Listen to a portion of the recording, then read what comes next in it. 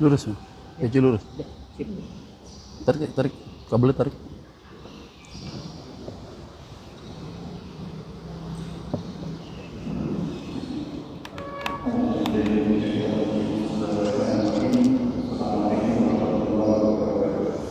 Assalamualaikum.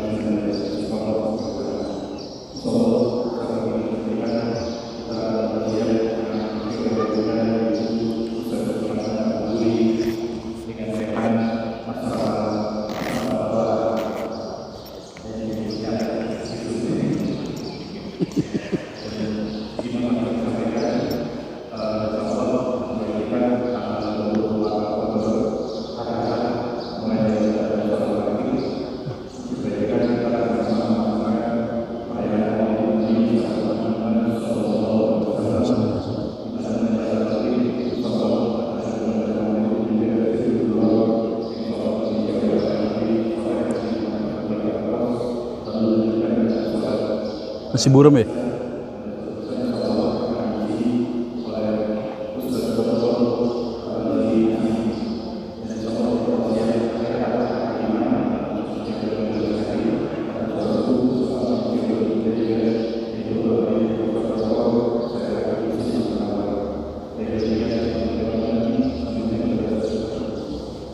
Masih buram.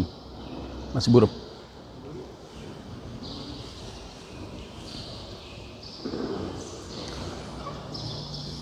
Bismillahirrahmanirrahim. Assalamualaikum warahmatullahi wabarakatuh. Alhamdulillahi rabbil alamin. Wassalatu wassalamu ala nabiyyina Muhammadin khatamil anbiya'i wal mursalin wa ala alihi wa sahbihi ajma'in wa ba'du. Jami'an dirahmati Allah subhanahu wa ta'ala.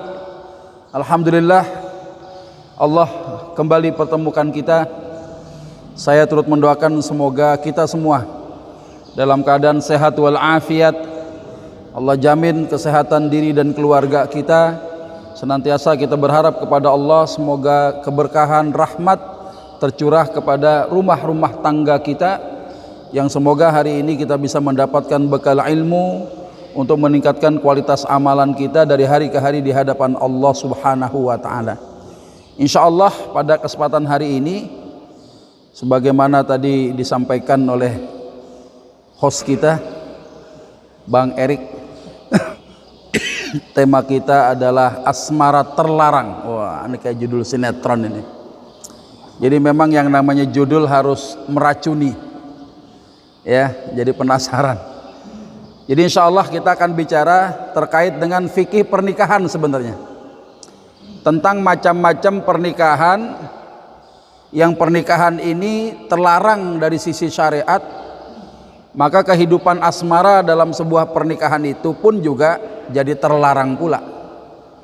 Insya Allah ya, beberapa menit ke depan kita akan bicara tentang bagaimana ulama memberikan klasifikasi tentang pernikahan yang diharamkan di dalam Islam itu.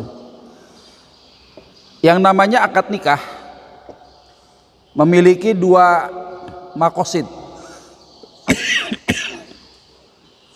Pertama adalah makosid asliyah. Tujuan aslinya sebuah akad pernikahan apa sih? Adalah akad yang menghalalkan hubungan jima seorang laki-laki dengan wanita yang bukan mahramnya. Dulu waktu belum nikah nyolek haram jadah.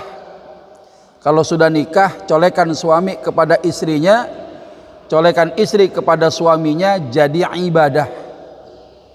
Maka masya Allah nih, dengan adanya akad nikah, ya, secara tujuan aslinya, maqasid asliyahnya apa? Penghalalan hubungan jima laki sama perempuan yang bukan mahram.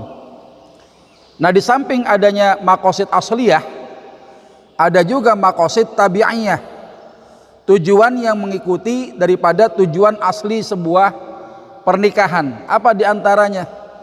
Ya, untuk membina keluarga sakinah, mawaddah, warahmah. Ya, jadi yang namanya pernikahan itu bukan semata-mata kita kejar penghalalan jimaknya doang, gitu kan? Itu baru maqasid asliyahnya saja. Ya, ada maqasid tabi'iyah, tujuan yang mengikuti tujuan aslinya apa? Membina keluarga, ya, membentuk keluarga sakinah, mawaddah, warahmah. Ya, sebagaimana Allah Subhanahu wa taala sampaikan di dalam Quran surat Ar-Rum ayat 21. A'udzu billahi minasyaitonir rajim. Wa min ayatihi an khalaqalakum min anfusikum azwaja litaskunu ilaiha wa ja'ala bainakum mawaddatan wa rahmah inna fi dzalika laayatil liqaumin yatafakkarun. Dan diantara tanda-tanda kekuasaan Allah adalah Allah menciptakan untukmu istri-istri dari jenismu sendiri supaya kamu cenderung dan merasa tentram kepadanya, dan dijadikan di antaramu rasa kasih dan sayang. Sesungguhnya pada yang demikian itu benar-benar terdapat tanda-tanda bagi kaum yang mau berfikir. Ya, jadi tujuan yang mengikuti di antara akad nikah, ya, maqasid tabi'iyah adalah membina keluarga, ya, sakinah, mawaddah, warahmah. Nah, untuk tujuan itu, ya, sebuah pernikahan harus dilalui dengan prosedur yang benar sesuai dengan petunjuk syariat. Rukun dan syaratnya terpenuhi sehingga sebuah pernikahan dianggap absah, dianggap sah secara syariat. Maka insya Allah, ya, tujuan membentuk keluarga sakinah, mawaddah, warahmah akan tercapai itu tujuannya. Tapi bagaimana kalau seandainya sebuah praktek pernikahan ternyata ini terlarang? Sebuah praktek pernikahan ternyata tidak melalui prosedur, ya, sebagaimana petunjuk syariat yang benar. Apakah mungkin sebuah tujuan tadi membentuk keluarga sakinah, mawaddah, warahmah akan tercapai ketika pernikahannya saja dianggap tidak sah secara syariat? Maka kehidupan, dinamika kehidupan asmaranya jadi terlarang. Ya, ketika sebuah pernikahan ternyata dianggap tidak sah oleh syariat. Minimal apa? Terpenuhi rukun dan syaratnya. Kalau sudah terpenuhi rukun dan syarat, ya, mendapatkan predikat absah, ya, daripada syariat, insya Allah tujuan seperti yang disampaikan tadi akan tercapai itu. Nah, di mana para ulama mengklasifikasikan jenis asmara terlarang itu, ya, yang ada pada praktek-praktek pernikahan yang ditempuh dengan cara, termasuk prakteknya dan objek yang diharamkan dalam Islam itu. Ya, ketika pernikahannya melalui cara yang haram, praktek dan objek yang haram, ya, otomatis dinamika kehidupan asmara yang ada dalam sebuah pernikahan itu, ya, jadi terlarang pula hukumnya. Jadi nggak mungkin bisa mendapatkan maqasid tabi'iyah tadi, ya. Nah, apa diantaranya para ulama menyebutkan ada istilah pernikahan nikah syighar, ya. Nikah syighar ini secara istilah ulama, ya, mengartikan begini: seorang wali yang menikahkan gadis yang diurusnya kepada seorang laki-laki dengan syarat dia menikahkannya juga dengan gadis yang diurusnya. Jadi ada barteran anak gadis gitu kira-kira. Ya, saya punya anak perempuan, antum punya anak perempuan. Ya, saya nikahi anak antum, ya, tapi nanti dengan syarat anak saya boleh nikah sama antum gitu. Ya, ada barteran anak gadis. Ya, nah ini yang disebut dengan nikah syighar. Ya, di mana pernikahan yang dilakukan dengan cara tukar menukar anak perempuannya. Atau kita punya saudara perempuan, kita punya kawan, bro, saya nikahi tuh saudara perempuanmu, nanti saudara perempuan saya boleh kau nikahi. Kira-kira begitu tuh. Dan ini ternyata menjadi syarat ya penghalalan jima tanpa adanya mas kawin itu. Artinya pernikahannya disebut dengan syarat penghalalan jima, ya, di mana penghalalan jima ini dianggap sebagai maharnya sebuah pernikahan syghar itu sendiri. Jadi dua orang ini yang mau menikah dengan menukar atau barteran anak gadis, barteran anak saudara perempuannya, ya, itu menyebutkan syarat ya tukeran tadi sebagai mas kawinnya, tidak menyebutkan nominal. Ya. Contohnya apa? Nikahkan aku dengan anak gadismu, nanti aku nikahkan kamu dengan anak gadisku. Ya, jadi ada dua orang bersahabat gitu, laki sama laki punya anak nih, ya, punya anak dua-duanya perempuan. Kata sahabat yang satu, bro, ya, saya nikahi anak gadismu tuh, ya, nanti aku nikahkan kamu dengan anak gadis saya. Dan itu tanpa menyebutkan mahar, karena dianggapnya penghalalan jimaknya dalam sebuah barter pertukaran anak gadis ini dianggap sebagai mas kawinnya. Nah, bagaimana pandangan para ulama terkait dengan masalah nikah syghar ini? Ini tradisi bangsa Arab jahiliyah, tapi bukan tidak mungkin ini masih ada orang yang mempraktekkan. Mungkin tidak di tempat kita, ya, di beberapa daerah yang jauh daripada pusat-pusat informasi, ya, daripada tempat-tempat yang jauh daripada pusat-pusat keramaian, ya, bahkan mungkin ada adat ya sebagian daerah yang masih menerapkan sistem model begini, ya. Nah, syghar kata Imam Nafi' adalah seorang laki-laki menikahi putri seseorang dan dia menikahkannya dengan putrinya tanpa adanya mahar, ya. Jadi syaratnya kebolehan dia menikahi anak gadis seseorang, di mana seseorang itu akan diizinkan untuk menikahi anak gadisnya, itu sebagai syarat maharnya itu, ya, di mana ada riwayat dari Abdullah ibn Umar, ya, anna Rasulullah sallallahu alaihi wasallam naha anis syghar, bahwasannya Rasulullah sallallahu alaihi wasallam telah melarang pernikahan syghar, ya.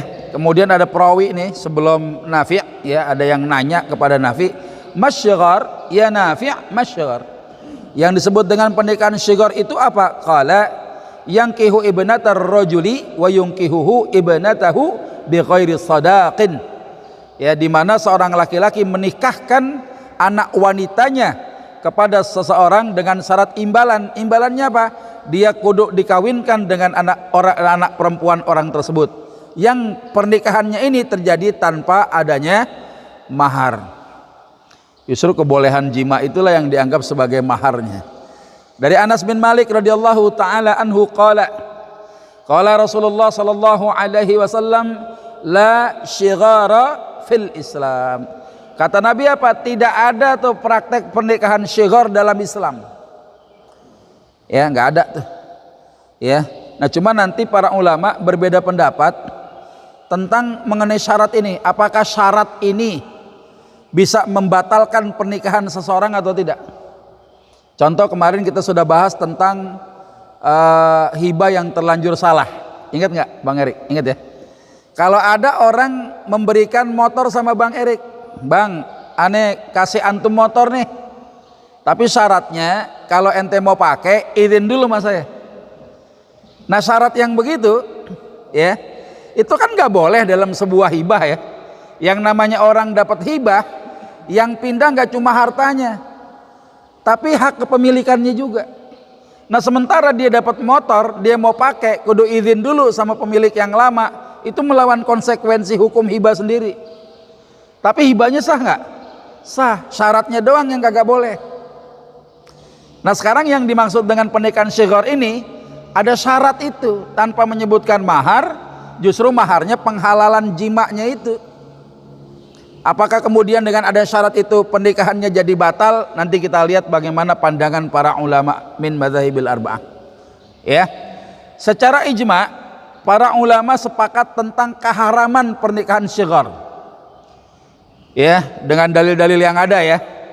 Tadi Rasulullah sampaikan apa? La syighara fil Islam. Tidak ada pernikahan syighar dalam Islam itu. Jadi ulama sampai kepada derajat ijma, sepakat tentang keharaman pernikahan syighar. Ada barter anak gitu, anak perempuan. Tapi ternyata para ulama berbeda pendapat apakah pelarangan ini berdampak pada batalnya pernikahan atau tidak. Tadi contohnya biar antum gampang tuh ya. Jadi ada syarat yang tidak boleh ada dalam hibah, tapi hibahnya sendiri itu sah hukumnya. Contoh misalnya hibah yang gak adil sama anak gitu ya. Nah hibah yang gak adil ini secara hukum fikih hibahnya sah, walaupun hukumnya makruh, kurang disuka, nggak boleh tuh, misalnya begitu. Ya ada nggak adilnya itu. Ya. Nah sekarang bagaimana syarat yang ada ini bisa membatalkan sebuah pernikahan pada pernikahan syighar ini? Ya, ulama Al-Hanafiyah menyebutkan bahwa hukum pernikahan syighar ini masih dianggap sah, akadnya dianggap sah. Ya karena secara akad kan aku nikahkan kamu dengan anak kandung saya yang bernama Fulana binti Fulan. Ya misalnya terjadi ijab sama qabul, itu akadnya sah.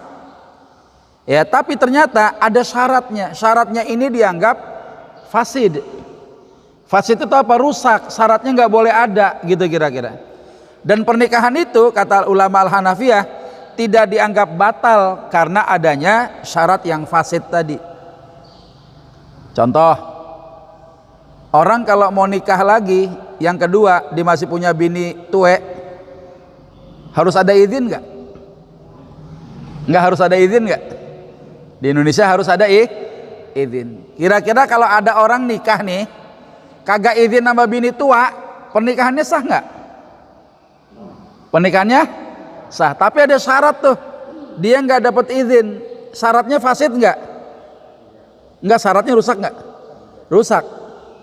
Nggak harus ada syarat itu, tapi pernikahannya sah nggak? Sah. Ngerti nggak? Ngerti nggak nih?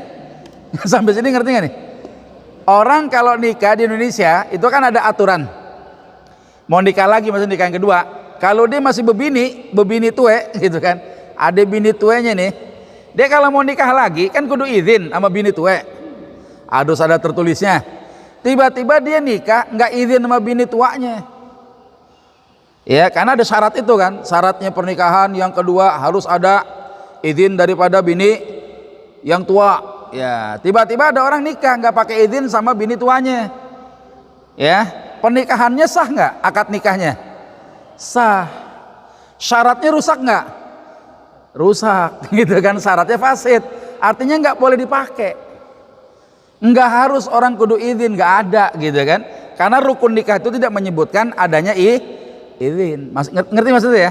Jadi kalau ada orang nikah dia biasanya takut sama ya proses administratif negara gitu kan, harus mencantumkan bahwa dia tuh mendapatkan izin daripada bini tuanya, dia nikah siri. Ya, dia diem-diem nikahnya. Sah nggak nikahnya tuh?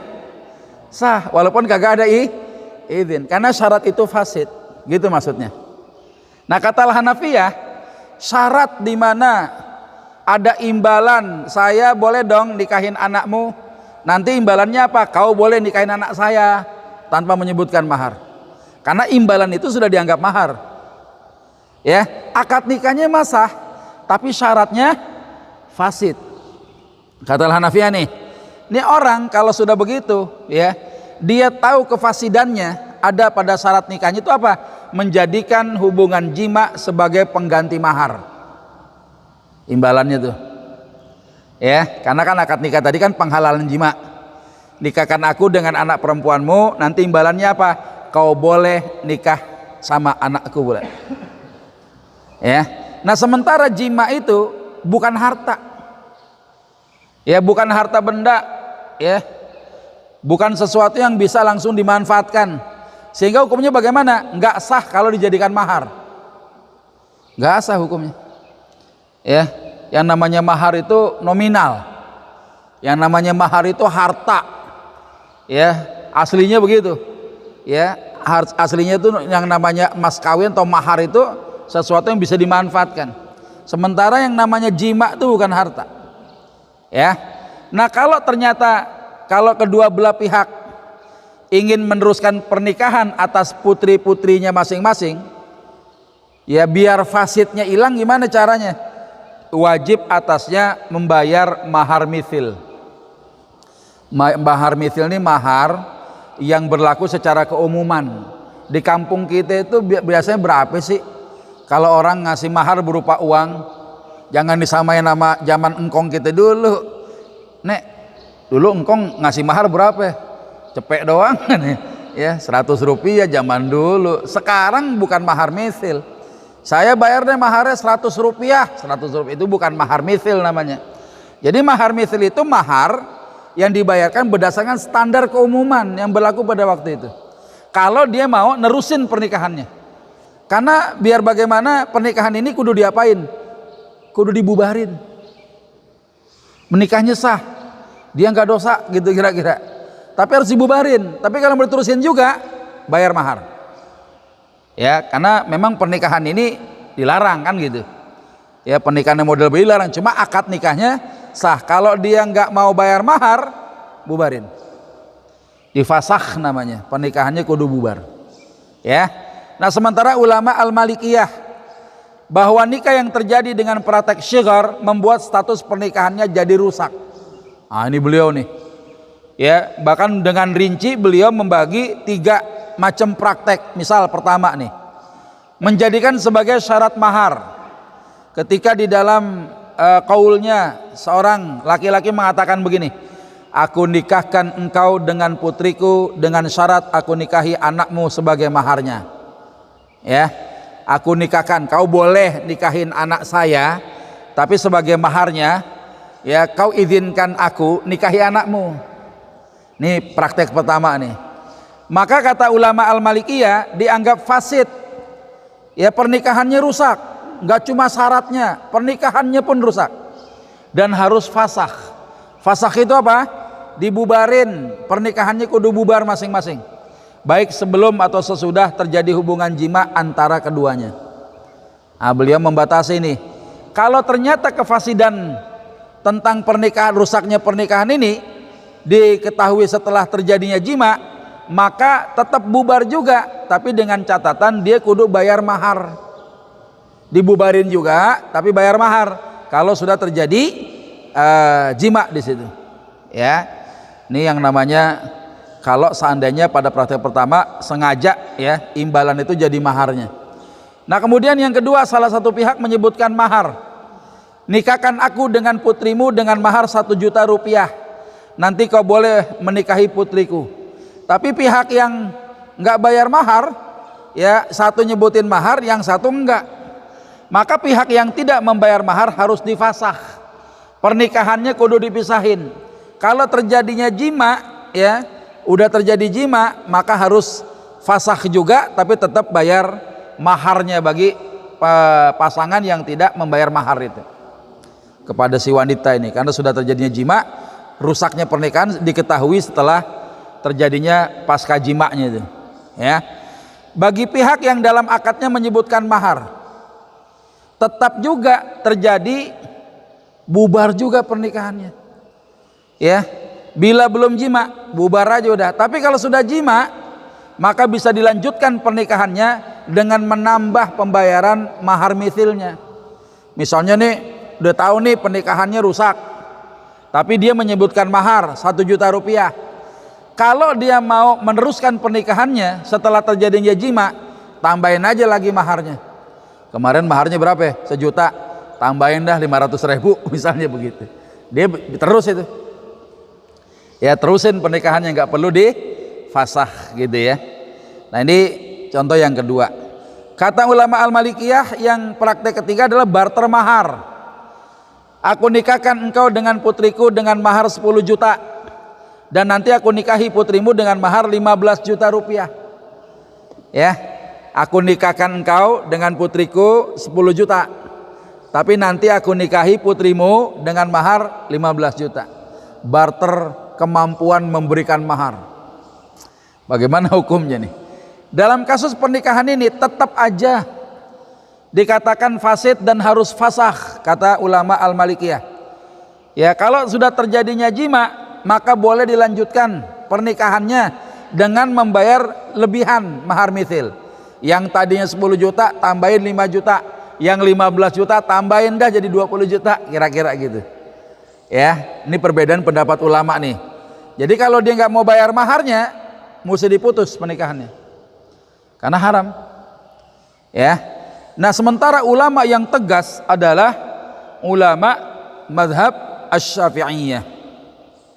Ulama-ulama Asy-Syafi'iyah mengatakan hukum nikah sighar haram, dan status pernikahan seseorang melalui akad sighar adalah dianggap akad yang batil, tidak boleh dilanjutkan dan tidak sah hukumnya. Nah, beliau tuh ya mazhab yang banyak dipakai oleh penduduk Asia termasuk di Indonesia. Nggak pakai tedeng ngaling-ngaling, udah kata Nabi la syighara fil Islam. Ya, anna Rasulullah sallallahu alaihi wasallam naha 'anis syighar. Rasulullah telah melarang pernikahan syighar, ya. Nah, itu dianggap nggak sah, gitu ya. Nah, kemudian ilah keharamannya di mana? Ya, itu karena menjadikan hubungan jima sebagai mahar. Dan ternyata ada muqaddimah, ada qaul di dalam ijab dan qabul yang mengatakan menjadi syarat dalam akad nikah, itu masalahnya. Ya, jadi ilah-ilah keharamannya di situ. Ya, kehalalan menjima karena pernikahan barter anak ini, ya, yang ini yang nggak boleh, dan menjadi redaksi yang dimasukkan ke dalam sebuah akad pernikahan. Ya, nah sementara ulama Al-Hanabilah, kalau ada nikah syighar yang menyebutkannya sebagai mahar adalah pertukaran wanita, maka menjadikan akad nikah ini statusnya fasid, rusak, harus dicerai, harus dibubarin pernikahannya. Kalau seandainya barter anak itu disebutin dalam sebuah pernikahan, tapi beliau mengecualikan jika disertakan penyebutan mahar berupa sejumlah harta dari masing-masing pihak, maka tidak bermasalah pernikahannya dan dianggap sah, nggak ada urusan. Ya, Bang Erik, izinkan saya dong nikahin anak antum, nanti antum boleh nikahin anak saya. Nah, ketika terjadi akad nikah, saya nyebutin mahar, beliau juga nyebutin mahar. Ya, jadi disebutin maharnya, bukan menjadikan syarat barter anak itu jadi syarat dalam pernikahan. Nah, kata Al-Hanabilah, pernikahannya sah, nggak ada masalah. Itu perbedaan pendapat ulama. Ya, jadi ulama berbeda pendapat tentang syarat yang rusak itu apakah bisa membatalkan sebuah pernikahan atau tidak. Itu ulama beda-beda pendapat tuh. Kayak kasus tadi itu kan, orang menghibahkan motor, tapi kalau mau pakai izin sama pemilik yang lama, itu kan kagak bener syaratnya, tapi hibahnya sah. Kalau orang sudah mendapatkan motor dari hibah, dia pakai tanpa izin, nggak dosa ya, karena memang itu melawan konsekuensi hukum hibah itu sendiri. Ya, nah berikutnya ada nikah mut'ah. Ini juga kacau ini, ya. Jadi pernikahan mut'ah kalau dilakukan oleh pasangan laki perempuan gitu ya, maka dinamika hubungan asmaranya jadi terlarang juga. Ya, apa sih nikah mut'ah itu? Ya, intinya apa? Aku menikmati tubuhmu untuk jangka waktu tertentu dengan uang ini. Karena memang ulama menyamakan nikah mut'ah itu dengan zina. Ya, kalau dibahasakan tuh, aku nikahi kamu dengan sejumlah uang sekian untuk jangka waktu tertentu. Nah, itu redaksinya kayak begitu tuh. Dan itu terjadi tanpa adanya wali, tanpa adanya saksi, berdua aja. Nah, kalau sudah berdua kan sama aja dengan ya orang nih disebutkan dalam redaksi ini, aku menikmati tubuhmu untuk jangka waktu tertentu dengan uang ini. Ya. Nah, jangka waktu ini maksud bagaimana? Waktu tangguh, ya, waktu expired, ya. Jadi pernikahannya jadi expired, pernikahannya udah kadaluarsa. Ketika dia temponya cuma 3 bulan, pada waktu yang ditentukan udah selesai pernikahannya, ya, secara otomatis selesai. nggak ada talak, nggak ada rujuknya. Itu masalahnya. Ya, jadi si wanita ini dikontrak pernikahannya, nanti waktunya ada expirednya. Neng, kira-kira neng udah kadaluarsa belum? Ya bentar lagi bang, perpanjang deh kontraknya kan. Ya, nikah mut'ah ini. Ya, nah kemudian qala Rasulullah sallallahu alaihi wasallam, ayyuhan nas, wahai sekalian manusia, inni kuntu adzintu lakum fil istimta' ala wa innallaha harramaha ila yaumil qiyamah. Ya Rasulullah sampaikan tuh, dulu aku mengizinkan kalian melakukan nikah mut'ah. Ketahuilah sekarang bahwasannya Allah Subhanahu wa taala harramaha, telah mengharamkannya ila yaumil qiyamah, sampai hari kiamat. Ya, ini dalil nih. Kalau antum belajar tentang kaidah nasakh wa mansukh, ada dalil yang awal sama yang akhir. Kalau yang awal ngebolehin, yang akhir melarangnya, yang dipakai yang mana? Yang akhir. Ya, contoh misalnya apa? Dulu Rasulullah melarang ziarah kubur. Inni nahaitukum an ziaratil kubur fazuruha. Dulu aku pernah melarang kalian ziarah kubur, sekarang mah sonoda ziarah pada. Kira-kira gitu. Sama tuh. Ya, ketika Rasulullah pernah mengizinkan selama 3 hari pada perang Khaybar, ya Rasulullah kemudian mengharamkannya. Allah dan Rasulnya mengharamkan ila yaumil qiyamah, sampai hari kiamat. Ya, ada riwayat daripada Ali bin Abi Thalib radhiyallahu taala anhu, anna Rasulullah sallallahu alaihi wasallam naha an mut'atin nisa yaum Khaybar wa an luhumil humuril ahliyah. Sesungguhnya Rasulullah telah melarang pernikahan mut'ah dan memakan daging-daging himar yang dipelihara pada masa Khaybar, perang Khaybar itu. Ya, jadi hukumnya haram ini. Ya, mereka yang ada sekelompok orang yang menerapkan pernikahan mut'ah, yang katanya digadang-gadang mencintai ahlul baitnya Rasulullah sallallahu alaihi wasallam dengan memuliakan Ali bin Abi Thalib. Ya, di satu sisi ketika mereka menghalalkan pernikahan mut'ah, mereka menginjak-injak Ali, karena satu sisi hadis ini diriwayatkan oleh Ali bin Abi Thalib bahwasannya Rasulullah telah melarang pernikahan mut'ah. Ya, hati-hati tuh. Ya, nah seluruh ulama min madzahibil arba'ah sepakat bahwa nikah mut'ah adalah haram dan tidak ada satu dalil pun yang membolehkannya. Ya, bahkan karena kedudukan hukumnya sudah terhapus tuh, yang boleh dihapus sama yang dilarang. Maka yang boleh tadi jangan dipakai lagi. Ya, tuh kalau kita mengambil kaidah, makanya kudu belajar. Nggak cukup kita mengambil dalil-dalil yang mentah, tiba-tiba antum olah-olah sendiri, nggak bisa. Kita bukan ulama. Ya, hadisnya sahih tentang kebolehan nikah mut'ah, tapi ada hadis yang berikutnya yang melarang, sama-sama sahih juga. Nah, ada kaidah di situ. Dalil yang paling belakangan itulah yang harus diambil ketimbang yang awal. Nah, itu kaidah tuh. Ya, jadi jangan tambeng, jangan kekeh juga gitu ya. Nah, kemudian pada awalnya memang nikah mut'ah hukumnya boleh, tapi diharamkan.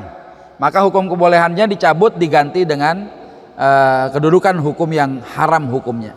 Bahkan ulama ya menyebutkan nih, keharaman nikah mut'ah pada saat sekarang ini makin nyata sudah. Kalau kita tinjau ya, ternyata banyak rukun yang hilang. Saksi kagak ada, wali kagak ada, kadang wali minjem juga, bohong-bohongan. Ya, dan pembatasan masa nikah menjadi pernikahan nikah mut'ah ini menjadi enggak sah hukumnya. Jadi yang namanya nikah itu kan tadi 2 kan, maksudnya kan, maqasid asliyah penghalalan jima, maqasid tabi'iyah membentuk keluarga, sakinah, mawaddah, warahmah. Pernikahan mut'ah itu enggak akan terjadi itu yang namanya nikah mendapatkan keluarga sakinah mawaddah warahmah, karena yang dikejar cuma tadi.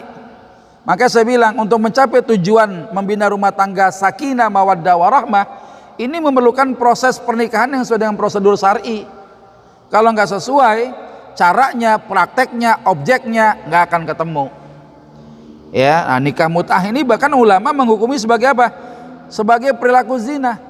nikah mut'ah terjadi, tiba-tiba terjadi hubungan suami istri di situ, layaknya suami istri, dihukum sebagai zina. Asarnya apa? Asar Khalifah Umar. Ketika Rasulullah telah mengharamkan pernikahan mut'ah, beliau mengumumkan, siapa-siapa di antara kalian yang melakukan nikah mut'ah setelah diharamkan ya oleh Rasulullah sallallahu alaihi wasallam, maka aku akan merajamnya si pelakunya ini. Ya, karena hukuman rajam itu kan bagi pelaku zina. Ya, maka ini sama dengan zina. Ya, kalau sudah sama dengan zina, enggak ada hubungan nasab, tidak saling mewarisi, ya. Konsekuensinya coba kita lihat. Nikah mut'ah itu, Pak, enggak ada, Pak. Hubungan saling mewarisi itu enggak ada. Nikahnya juga kagak bener, ya. Yang kedua, tidak ada hak talak dan rujuk. Begitu pernikahannya kadaluarsa, bubar dengan sendirinya. Ya, nggak ada proses cerai, nggak ada tuh hak rujuk, langsung bubar. Ya. Yang ketiga, melakukan hubungan suami istri, ulama menganggapnya itu zina. Nggak boleh. Ya, itu konsekuensi yang harus ditanggung oleh pelaku-pelaku nikah mut'ah. Ya. Nah, kemudian yang ketiga, ada pernikahan muhallil. Nikah muhallil ini bagaimana? Pernikahan yang tujuannya hanya sekedar untuk menghalalkan pernikahan yang lain. Ya, orang nikah jadi maklar, jadi calok, gitu kira-kira itu. Ya, pernikahannya rekayasa untuk bisa menghalalkan pernikahan yang lain. Dan ini terjadi pada kasus yang mana? Pada kasus talak 3, Bu. Ibu-ibu kalau dicerai sama suami talak 3, ya, itu nggak ada hak rujuk lagi suami, Pak.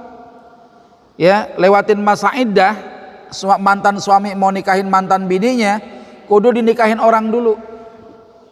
Nanti orang yang lain menikah, suami yang baru kemudian bercerai, lewatin masa iddah, boleh tuh mantan suaminya nikahin dia. Nah, ternyata ditunggu-tunggu nggak ada yang nikahin juga bininya. Tukang kebonnya dipanggil, tukang kebon sini, ada apa tuan? Lu udah nikah belum? Belum tuan. Mau nggak nikah sama mantan majikan perempuan lu tuh? Kenapa tuan? Iya, saya udah bercerai nih talak 3 sama si bos kamu itu, bos perempuanmu tuh. Ya, cuma karena talak 3 saya nggak bisa nikahin kecuali ada orang yang nikahin mantan bini saya. Ya, daripada lama-lama udahlah kamu nikahin mantan bini saya, ya, nanti jangan diapa-apain. Ya, sebulan aja dah katanya. Ya, udah sebulan langsung lo ceraiin dah. Ya, nanti kalau sudah lewat masa iddah baru si mantan suami bisa balikan lagi. Nah, ini pernikahan yang model begini, bagaimana hukumnya nih? Kasus ini terjadi pada pernikahan talak 3. Ya, biasanya yang pengen begitu tergantung apakah suaminya atau dari pihak istrinya. Ya, coba kita lihat di sini. An Ibnu Abbasin radhiyallahu taala anhuma qala la'ana Rasulullah sallallahu alaihi wasallam al-muhallila wal muhallalalah. Rasulullah telah melaknat muhallil dan muhallalalah. Nah, apa sih muhallil, apa muhallalalah ini? Ya, muhallalalah ini apa ini? Ya, ntar kita lihat ya. Dari Uqbah ibn Amir, qala Rasulullah sallallahu alaihi wasallam, ala ukhbirukum bitaisil musta'ar. Sahabat, mau nggak kalian aku kabari tentang at-taisil musta'ar, domba jantan sewaan. Wah, ternyata muhalil ini dianggap domba jantan sewaan ini.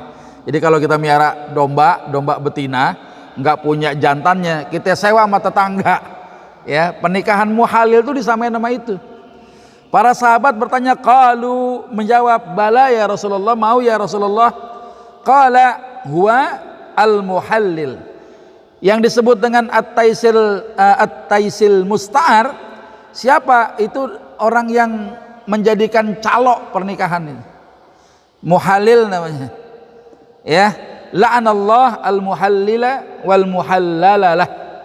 Ya, Allah Subhanahu wa taala telah melaknat ya muhalil dan muhallalalah. Ya. Nah, muhalil ini siapa? Laki-laki yang menikahi wanita yang sudah terkena talak 3 dari suami pertamanya. Caloknya nih, domba jantan sewaan. Ya, kalau yang si tuannya tadi nyuruh tukang kebunnya, ibarat jantan, domba jantan sewaan tuh. Ya, Sementara muhallalalah adalah dari pihak laki-laki atau wanita yang menginginkan, nyuruh orang gitu, lo nikahin dah bini gua tuh, gitu ya. Jadi ternyata dari pihak laki maupun pihak perempuan, ya, yang nyuruh gitu kira-kira, ya, agar nanti kalau terjadi perceraian, ya dia lewatin masa iddah bisa balikan lagi, ya. Ini muhallil, ini pernikahan muhallil. Jumhur ulama sepakat tentang keharaman nikah model begini, ya, yang hanya digunakan sebagai rekayasa agar bisa kembali ke suami pertama dengan adanya drama pernikahan. Waduh, udah pada bikin sandiwara ini. Ya, kalau terjadi pernikahan model begitu, ya sesuai dengan judul kita hari ini, asmaranya jadi terlarang, percintaannya jadi terlarang antara keduanya tuh, nggak boleh, ya. Itu pernikahan muhallil, ya. Kalau wanita yang ingin ditalak 3 pengen kembali pada suami yang lama, dia harus murni dinikahin sama laki-laki tanpa rekayasa. Tiba-tiba terjadi perceraian, lewatin masa iddahnya, maka antara mantan suami yang baru dengan mantan suami yang lama sama-sama punya punya kesempatan untuk bisa menikahi lagi si wanita ini. Tapi kalau masih ada hak rujuk, suami yang baru tuh, ya dia masih bisa balikan. Ya, mantan suami yang lama belum bisa masuk dulu, ya, untuk menikahinya kecuali sudah lewat masa iddah di situ. Ya, itu harus murni tanpa rekayasa. Kalau rekayasa hukumnya haram. Ya. Nah, kemudian ada seorang istri daripada sahabat, ya, Rifa'ah. Ditanya itu, la'allaki turidina an tarji'i ila Rifa'ah. Ya, apakah kamu mau kembali sama Rifa'ah? Maksudnya mau balikan. Ya, la hatta yadhuqa usailatak wa tadhuki usailatah. Jadi istilah usailah itu jima, Pak. Ya. Jadi wanita itu dinikahin kemudian dijima. Kalau direkayasa kan nggak mungkin. Ya, tukang kebon nikahin tuh mantan bini saya, habis nanti nikah lu jangan apa-apain ya, sebulan aja lah, ya, nanti lu ceraiin, kagak boleh, ya. Nah, harus ada usailah itu apa? Di usailah itu dijima, ya, tidak boleh sehingga kamu merasakan usailah suami barumu dan suami barumu merasakan usailah dirimu. Jadi si suami itu, suami yang baru menjima dia. Kalau ada pernikahan rekayasa, ini gak akan terjadi usailah ini. Ya, jadi istilah usailah itu maknanya apa? Jima, gitu kira-kira. Ya. Nah, kemudian yang berikutnya, memadu istri dengan bibinya. Bini kita yang sekarang antum nikahin itu keponakan daripada seorang bibi. Kebetulan bibinya masih ada tuh perempuan. Ya, ini boleh nggak kira-kira nih keponakan udah jadi bini kita, tantenya masih diembat juga? Gimana kira-kira nih? Ya, memadukan antara istri dengan bibinya, ya.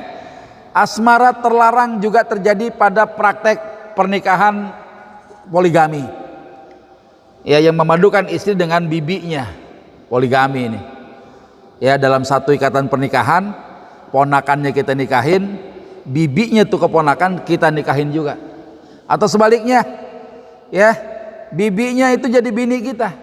Dia punya istri, kita punya ponakan perempuan, dinikahin juga. Nah, dalam satu ikatan pernikahan, ini bagaimana hukumnya nih?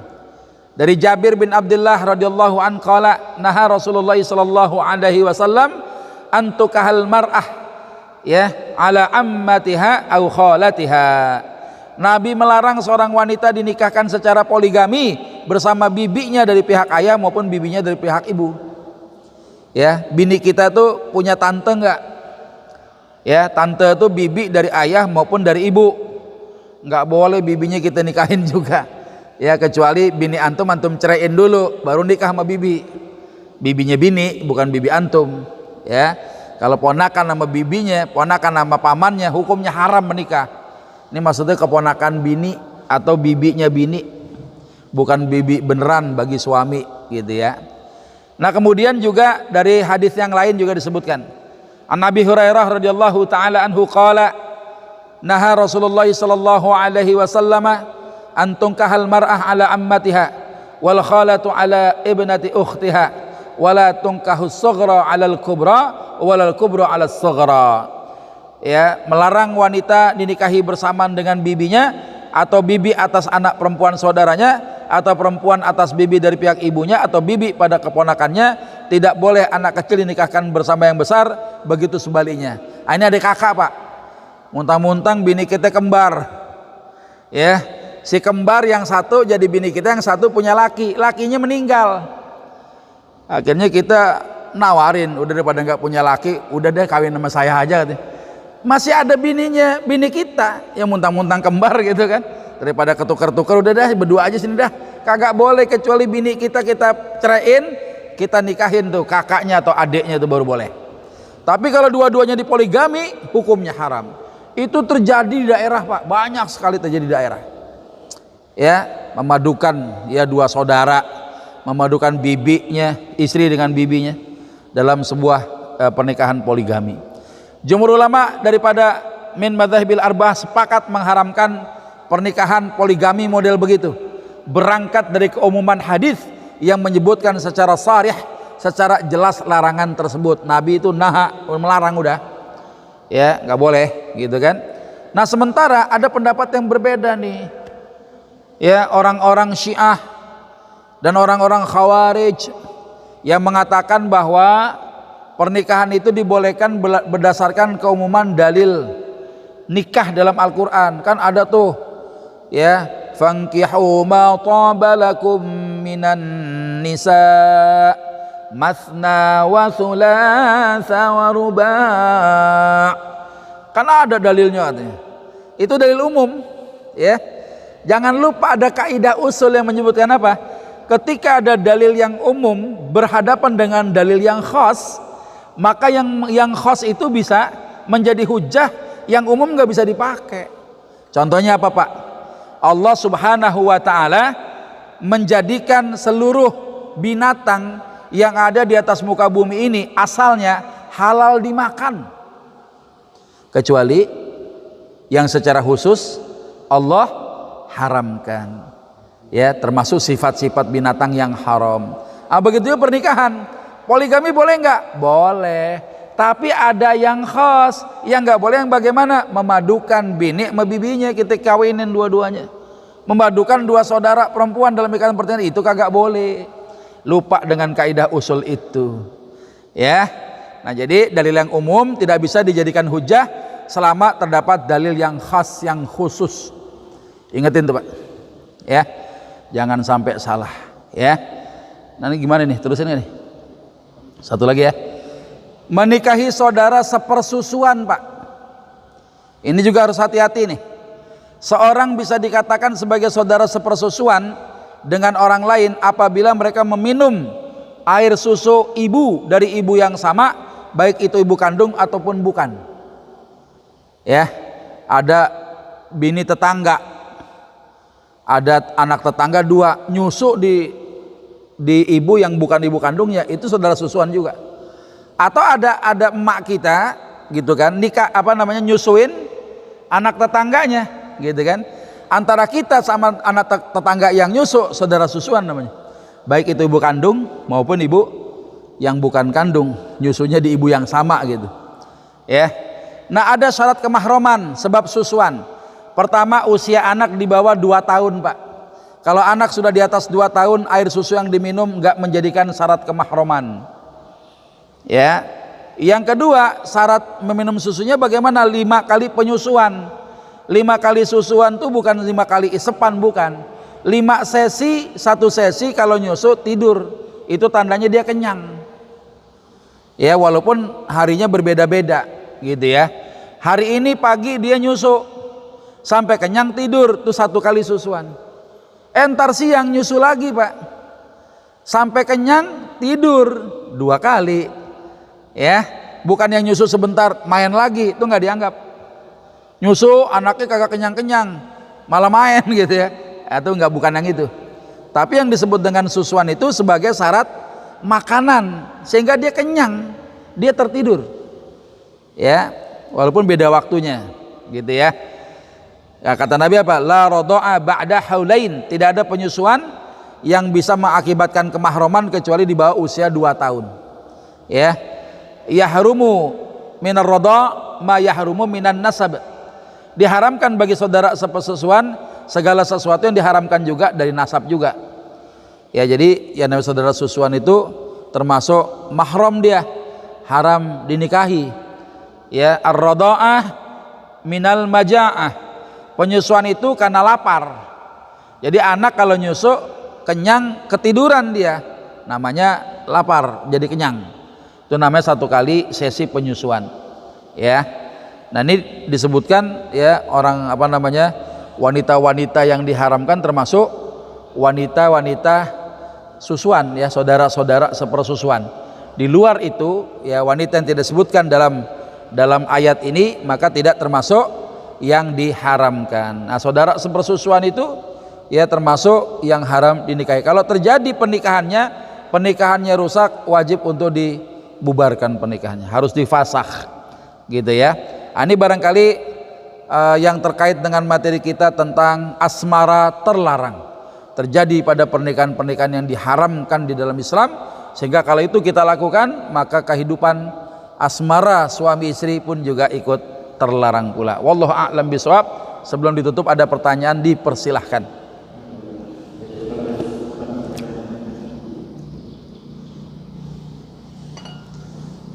Bismillah. Waalaikumsalam warahmatullahi wabarakatuh.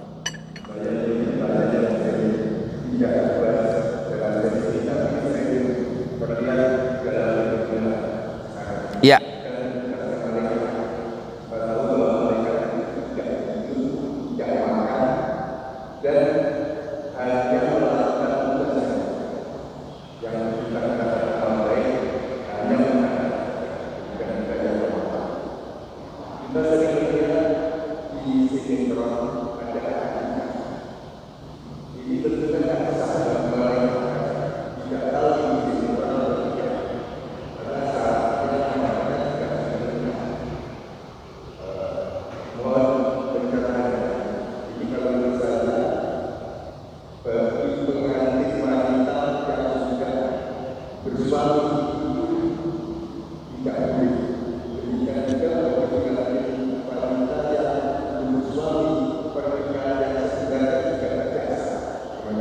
Iya. Kan kata Nabi apa? Salasun jidduhunna jiddun wa hazluhunna jiddun. Ya, ada 3 hal jidduhunna jiddun, beneran jadi beneran. Wa hazluhunna jiddun, main-main jadi beneran. Cuma ada syarat juga. Kalau pernikahannya memang memenuhi persyaratan rukunnya, ya jadi pernikahannya. Tapi di sinetron itu kan orang melakukan adegan nikah, walinya bukan wali beneran, ya kan, walinya bukan wali beneran, kemudian tidak terjadilah, ya rukunnya tidak terpenuhi, cuma main-main. Cuma kalau main-mainnya terpenuhi rukun dan syaratnya, itu bermasalah, gitu Pak ya. Jadi yang disebut dengan wahazluhunna jiddun, main-main jadi beneran, itu yang memenuhi rukunnya. Contoh misalnya begini, ada Pak RT ya ketemu di masjid sama saya nih berdua. Ya Ustadz gimana kabarnya? Baik. Tiba-tiba datang lagi 2 orang laki-laki nih sambil ngeriung, ya. RT bilang begini nih, Ustadz mau nggak nikah sama anak perempuan saya? Siapa namanya Teh? Si Fulanah. Ya udah saya mau dah. Ya kan, kayaknya main-main ya, main-main kan, nggak ada acara, nggak ada angin apa itu RT ngomong begitu. Ente mau nggak nikah sama anak aneh? Mau Pak RT. Berarti kan terjadi ijab dan qabul. Ya, rukun yang kedua apa? Ada saksinya, 2 orang yang nimbrung tadi itu. Ya, wali ada, pengantin laki ada untuk menyebutkan ijab dan qabul.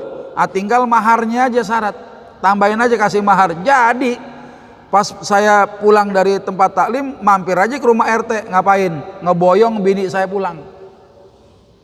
Ya, tapi kan di sinetron nggak terjadi begitu tuh. Ya, cuma main-main yang memang secara rukun tidak terpenuhi. Gitu Pak ya. Jadi itu dimaksud. Termasuk cerai. Jadi 3 hal yang beneran jadi beneran, main-main jadi beneran tuh 3. Nikah. Yang kedua talak. Ngomongnya mah kagak marah-marah. Lu makin cakep aja lu, gue ceraiin juga lu. Jatuh cerainya Pak. Kenapa? Karena bahasa yang dipakai itu kalimatnya sharih. Kalimatnya jelas, cerai. Ada kan yang kedua namanya tolak kinayah. Tolak kinayah itu tolak sindiran. Lu kalau susah gue bilangin, lu gue buang ke laut lu.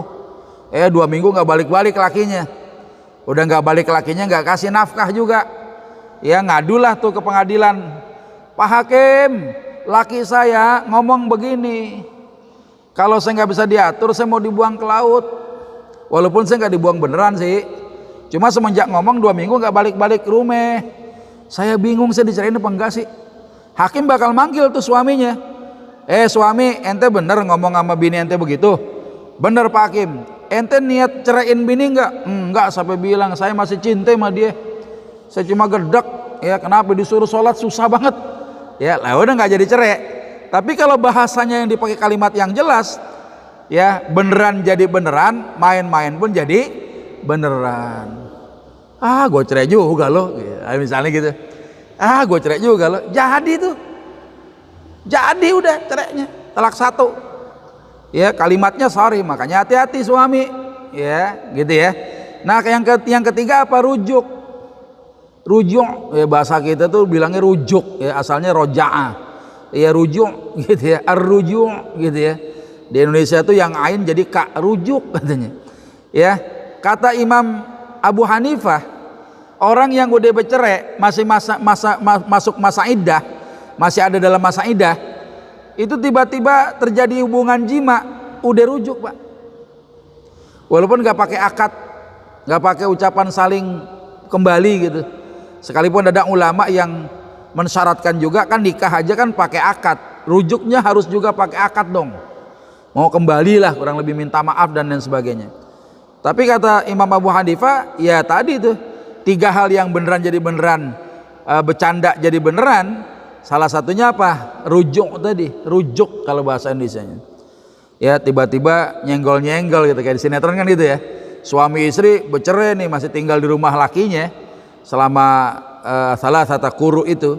Tiba-tiba ada momen di mana istri lagi bawa tisunya jatuh gitu kan. Ya dua-duanya mungut, dua-duanya mungut, saling tatapan mata, kegoda, jima. Jadi nggak rujuknya?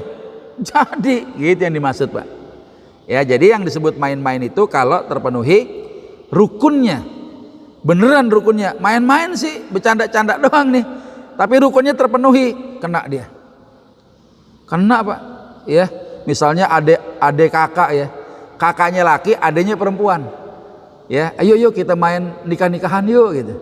Yang jadi walinya kakak lakinya, yang jadi pengantin perempuannya adeknya, yang jadi pengantin laki temennya. Ya, ayo kita jadi Pak.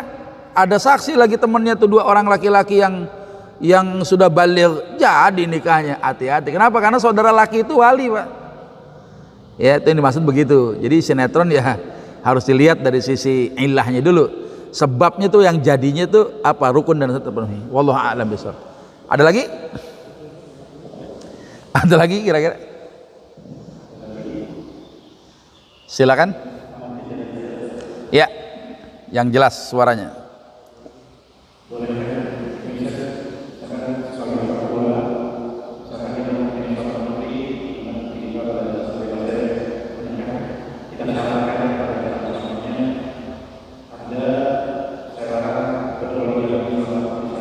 Ya.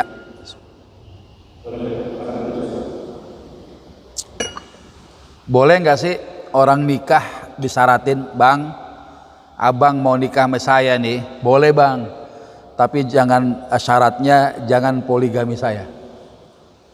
Apakah boleh syarat begitu ya?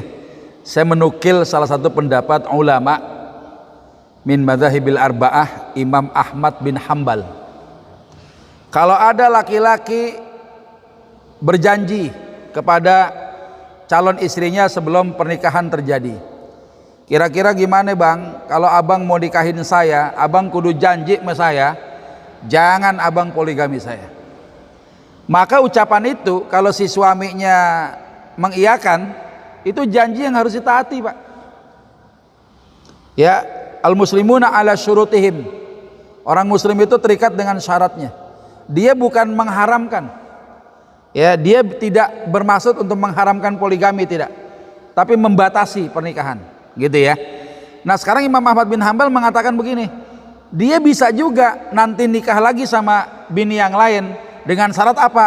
Putusin dulu pernikahan yang pertama, supaya perjanjian yang pertama hancur, gitu loh. Paham gak nih? Ya, jadi syarat itu saya menukil daripada apa yang disampaikan Imam Ahmad bin Hambal. Si laki-laki ini harus menjalankan perjanjian itu.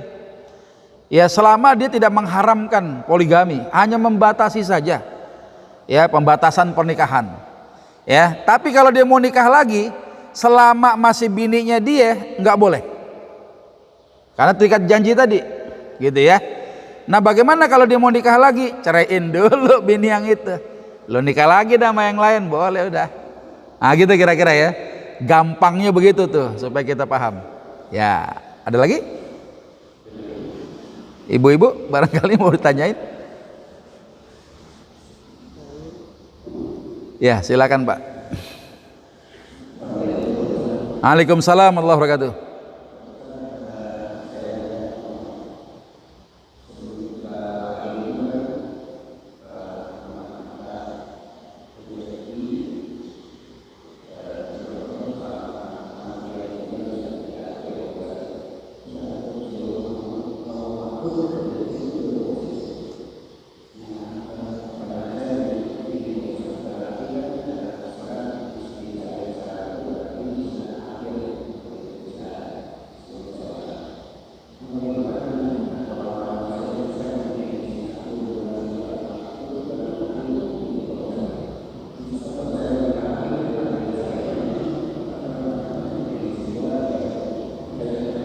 Ya, tolong Bang Erik agak maju ke sini. Saya suaranya agak sayup-sayup. Tadi pertanyaan tentang poligami ya. Tapi yang ditanya tentang poligami tadi apa coba? Buka dulu maskernya dibuka. Gimana? Punya istri?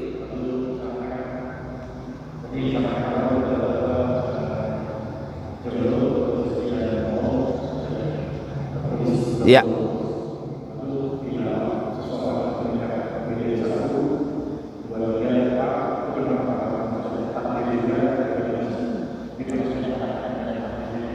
Ya, itu aja. Baik. Jadi manusia, Pak, itu punya dua kedudukan. Makhluk sebagai makhluk musayyar, ya, ingat itu. Sebagai makhluk musayyar, sebagai makhluk mukhayyar, ya. Makhluk musayyar itu apa? Dia makhluk yang diciptakan oleh Allah Subhanahu wa taala. Ada kalanya si manusia ini nggak bisa milih, Pak. Nggak bisa milih. Antum terlahir dari ibu yang mana sekarang, kita nggak bisa nolak. Makanya anak orang kafir sebelum baligh dia muslim, karena nggak ada dosa turunan, nggak perlu disucikan dengan praktek-praktek apalah gitu ya. Agama tertentu kan menghilangkan dosa turunan katanya. Ya, dalam Islam itu yang diwariskan bukan dosa, apa diwariskan? Harta. Ya, kita dapat warisan harta, dosa ngapain diwarisin? Ya, nggak ada tuh anak mewariskan dosa orang tua. Karena kenapa? Dia tuh nggak bisa milih lahir di perut emak yang mana. Makanya anak zina nggak nanggung dosa zina orang tua. Anaknya orang kafir nggak kafir dia. Ya, yang kedua, antum laki-laki sama perempuan bisa milih nggak dulu? Ya Allah, saya jadi laki-laki aja dah. Saya mau jadi perempuan aja enak kali ya. Nggak bisa udah. Makanya kita nggak ditanya di dalam kubur, hei fulan, kenapa kau jadi laki-laki di dunia? Ya gimana sejawabnya, udah dari sononya. Ya, tapi ketika kita bisa memilih apa tuh makhluk mukhayyar, antum punya kelamin laki-laki dirubah jadi perempuan, ada dosa di situ. Kalau pilihannya tidak sesuai dengan syariat, ada dosa. Kalau sejalan dengan syariat, ada pahalanya. Nah sekarang antum nikah nih sama si fulana, ya, semata-mata bukan bicara masalah takdir udah disonnya iya, kalau kembali pada hakikatnya iya. Tapi lagi-lagi kan kita ada pilihan di sini, mukhayyar namanya. Ya kalau kejadiannya memang pada akhirnya kita menikah dengan si fulan, sayang kita waktunya terbatas ya. Ada permainan yang dulu sempat saya sampaikan ke jamaah, dan permainan itu adalah permainan simulasi tentang takdir, Pak. Ya biar antum bisa memahami konsep takdir itu apa gitu. Contoh misalnya begini, bini antum yang sekarang antum nikahi itu, saya nggak perlu dijawab nih pertanyaan. Sebelum nikah sama bini yang sekarang, antum udah ketemu perempuan berapa orang? Ya, si Minah, si siapa gitu kan? Ya, si Tuti, si Susi, si Sri, gitu, misalnya gitu ya.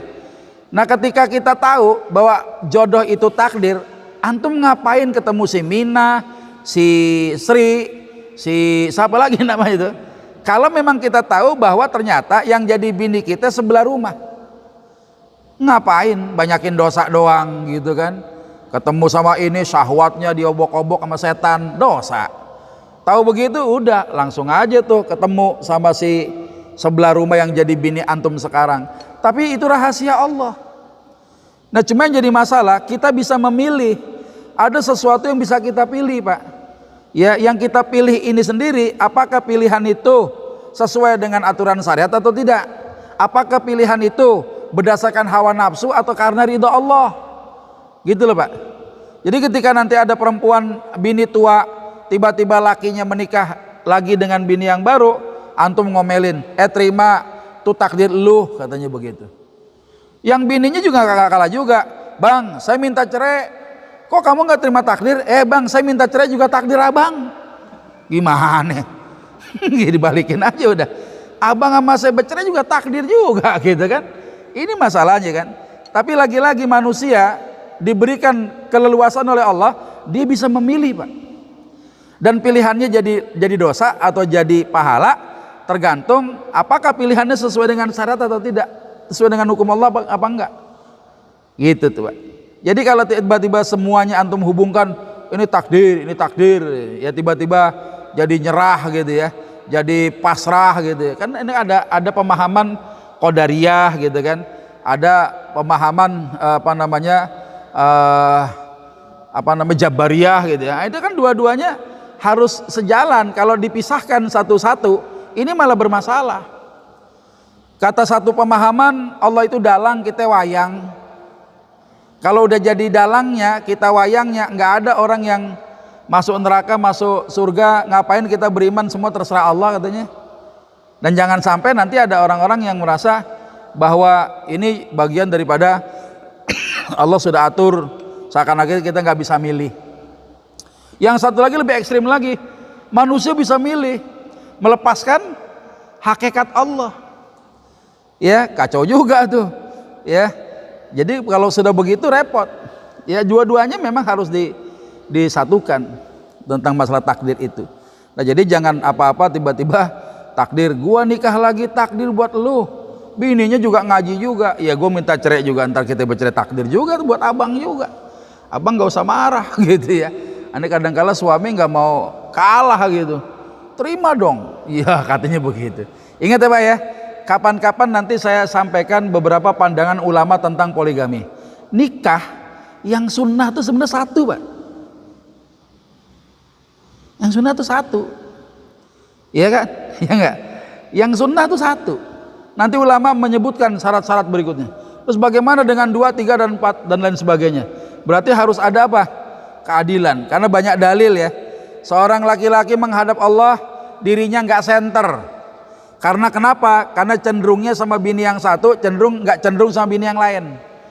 Punya bini banyak, tapi senangnya sama yang muda doang. Yang muda diajak jalan-jalan, suruh dandan ke kondangan. Yang tua jalan-jalan juga kemana? Ke takziah doang. Ya orang mati ajak yang tua. Neng ikut abang, ngapain? Takziah tuh tetangga meninggal. Ya. Yang muda diajakin kondangan mulu, dandan yang rapi. Ya kalau kondangan punya bini 4 ya bawa. Harusnya begitu. Ya punya rumah semua. Nah, sanggup nggak gitu ya? Yang sunnah tuh ya satu, itu sudah mencapai kesunahan. Ya adapun 2, 3 dan sebagainya itu pilihan saja kan gitu Pak. Ya pilihan, karena melihat kondisi bangsa Arab pada waktu itu melakukan praktek poligami itu sungguh ekstrim, Pak. Bisa punya 10, 20 bini. Kalau suami meninggal, bini-bininya jadi warisan. Kacau kan? Nah, Islam datang membatasi. Akhirnya ada ungkapan di medsos, poligami bukan tentang suami banyak bini, tapi tentang bagaimana wanita bisa merasakan punya suami, katanya. Ini yang ngomong nih laki-laki biasanya. Karena memang kedudukan perempuan di dunia ini lebih banyak, Pak. Ya, nanti di akhir zaman satu orang laki-laki diperebutkan 40 orang perempuan, Pak. Satu laki diperebutkan 40 orang perempuan. Karena laki-laki mulai langka, barang langka kita ini. Ya, tapi yang udah tua mah jangan ngarepin masak kayak begitu. Gitu kan. Ditarik sono, tarik sini. Dibawa ke sono, bawa kemari. Ucapannya apa tuh perempuan? Bang, nikahin saya, Bang. Nikah sama saya, Bang, yuk. Coba itu, 40 orang perempuan minta dinikahi sama si laki-laki ini. Tapi nggak dinikahin, terjadilah perzinaan marak di situ. Karena laki-laki barang langka. Perang banyak yang mati, ya, berdagang banyak musibah, sehingga barang langka itu si laki-laki yang ada di sebuah peradaban. Jadi luar biasa, Pak, ya. Jadi masya Allah itu barangkali yang bisa saya berikan penjelasan, mudah-mudahan dengan bahasa yang singkat, ya, yang sederhana, ya Bapak bisa paham lagi, mudah-mudahan, ya, insya Allah. Baik, itu yang bisa disampaikan barangkali. Baik. Sebagai kesimpulan, di antara praktek pernikahan yang haram adalah pernikahan mut'ah. Nikah mut'ah, nikah yang intinya sama dengan perzinaan. Dan kalau secara jujur kita tanya kepada hati-hati para wanita sebagai ibu daripada anak yang dinikahin mut'ah, kira-kira rela tidak orang tua menikahkan anaknya dengan cara mut'ah itu? Maka kalau secara hukum pergaulan saja, secara adab itu tidak rela, maka berarti di situ ada mafsadat, dan mafsadatnya dominan. Ketika Allah melarang sesuatu, yakinlah kita di situ ada kerusakan yang dominan. Ketika Allah perintahkan sesuatu, ada kemaslahatan dan kemaslahatannya dominan. Nah, mudah-mudahan apa yang bisa disampaikan menjadi pelajaran penting buat anak-anak antum yang belum menikah, atau barangkali buat mereka yang mau menikah selanjutnya, entah karena jadi duda, entah karena jadi janda, gitu ya. Jangan melalui prosedur yang tidak dibenarkan oleh syariat. Kalau nggak benar, maka kehidupan dinamika asmara pasangan suami dalam sebuah pernikahan yang tidak sah itu tidak mungkin mencapai tujuan menjadi keluarga sakinah, mawaddah, warahmah. Mudah-mudahan bermanfaat. Banyak bicara, banyak salah. Kalau salah saya minta maaf. Kepada Allah sama-sama kita memohon ampunan. Semoga Allah menjadikan kita hamba-hambanya yang diampuni segala dosa dan kesalahannya. Subhanakallahumma wa bihamdika asyhadu an la ilaha illa anta astaghfiruka wa atubu ilaik. Walhamdulillahirabbil alamin. Assalamualaikum warahmatullahi wabarakatuh.